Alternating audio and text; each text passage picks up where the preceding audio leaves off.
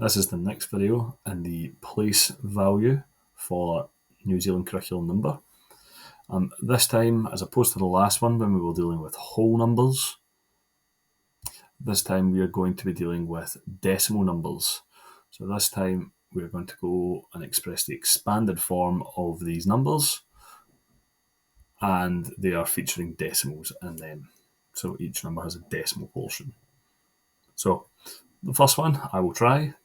I'll let you pause the video and you try the second one. So to begin with, we've got 2 times 10 for the 20. We've got 5 times 1. After that, we have 9 times, and as I've said, we're going to do it with decimals. 9 times 0.1 and 3 times 0.01. So at this point, pause the video and you try this one over here.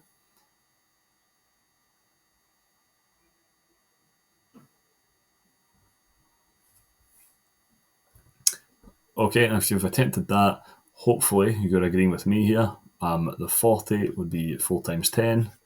The 7 ones would be 7 times 1. The 0.8 would be 8 times 0.1. And at the end, it'd be left over with 5 hundredths. So that's 5 times, 0.01.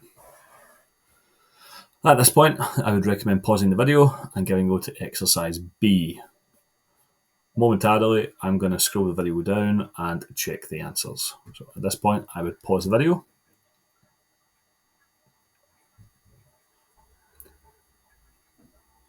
And now if you resume the video, I'm just going to go down and give you the answers for exercise B. And the answers for exercise B are here. So give them a mark. If they have been all correct, you're successful within this section. Thank you for listening, and move on to the next video where we're going to do the same thing but with fractions.